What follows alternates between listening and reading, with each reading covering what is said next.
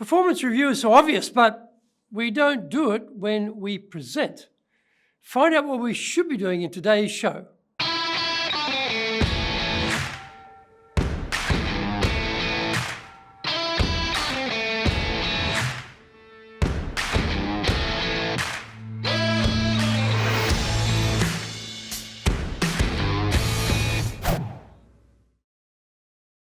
Welcome back to Year 7 of the Cutting Edge Japan Business Show, which we release every Monday.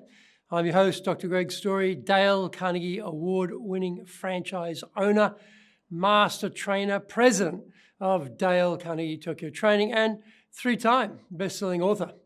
We are bringing the show to you from our High Performance Center in Akasaka, in Minato-ku, the business center of Tokyo. Why the cutting edge? We are here to win in business in Japan. Let's all be at the forefront. Let's be at the cutting edge of how to flourish here in this market. Now, this is episode number 346, Presentation Review Techniques. So let's get going. Athletes and coaches spend a lot of time watching their team's performance. Strengths and weaknesses are sought in order to amplify the former and eliminate the latter. Close scrutiny is applied to key moments, crucial transitions, and pivotal points. Presenting should be no different. Cast your mind back, though, to the last 20 presentations you've attended. Ask yourself, how many speakers were recording themselves for later analysis? I would assert the answer would be either 0 or very close to 0. Why would that be?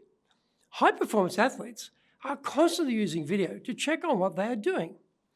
Why don't high-performance leaders, experts, executives, industry influencers, and assorted gurus do the same thing? These days, the technology is very good. A simple video camera and tripod investment is a minor affair. The camera microphone itself, at a certain distance, is fine. Or you can add a shotgun microphone if needed. You just set it up, turn it on, and forget about it until the end. You may have to be careful with the arrangements such that no one in the audience will be in the shot, and you need to tell everyone that is the case in order to remove privacy concerns. Well, if it is all this easy, why aren't more speakers doing this? Well, the smarter ones are. I often coach speakers before major presentations, and we always use video. I can tell them what they're doing that needs improvement, but there's nothing more powerful than having that information pointed out to you and seeing it at the same time. If it is just you shooting the video yourself and there's no coach review possibility, there's still enough material on the video for you to make improvements in your presentation. How do you review the presentation? Look at 4 possibilities for the next time. What can you delete, add, reduce, or amplify? There may be habits you have that detract from the persuasion power of the message. Perhaps you are mumbling or umming and ahhing. Confidence sells. To sound confident, you must be clear and consistent in your delivery. Look for telltale body language tics that have a negative connotation. You might be swaying around in a distracting way that competes with what you are saying. Or you may be fidgeting or striding around the stage, showing off to everyone how nervous you are. All of these habits weaken your message with your audience. Find out more. We come back from the break. If you want to become a fully competent and confident presenter, then do the High Impact Presentations course. We are all being judged when we speak, be it in the internal team meeting or in a public environment. Be it the big bosses, clients, or an industry audience. Everyone is evaluating us. Don't blow it. Get the best training on the planet. Do the High Impact Presentations course now in either Japanese or English.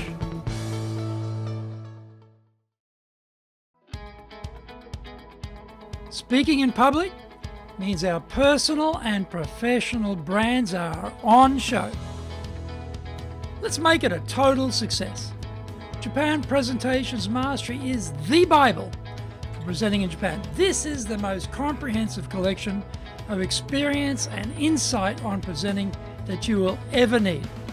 Don't work it out by trial and error. Buy Japan Presentations Mastery and learn how to be confident, clear and persuasive. Buy Japan Presentations Mastery now.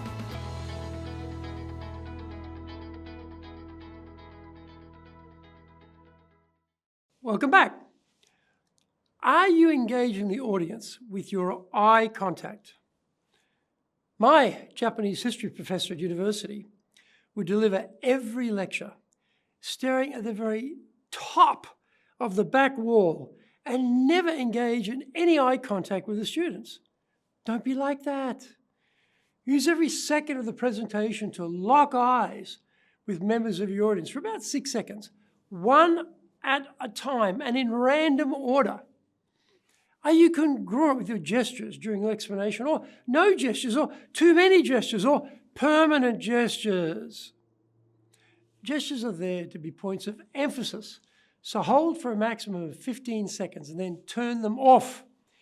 Video is also excellent for considering what you might have done, looking for things you could have added to the presentation.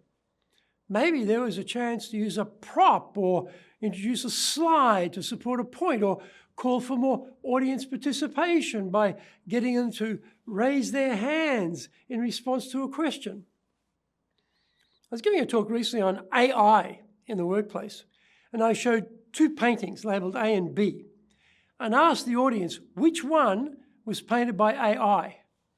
They had to raise their hands to vote. This is more interesting than just showing them a slide with a painting done by AI.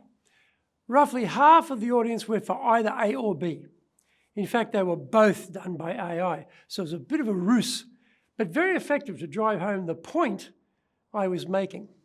If you cannot organize a video, or if the hosts are not cooperative, then have someone you trust give you feedback.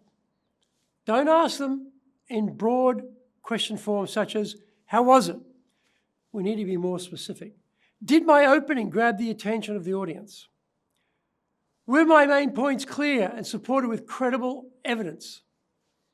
Was I engaging my audience with good quality eye contact throughout, etc.?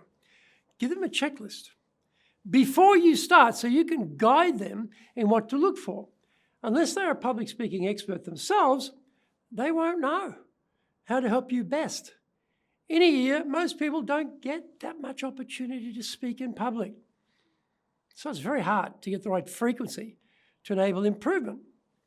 If you could do the same presentation 5 times in a row, by the last one, you would be on fire. But that hardly ever happens.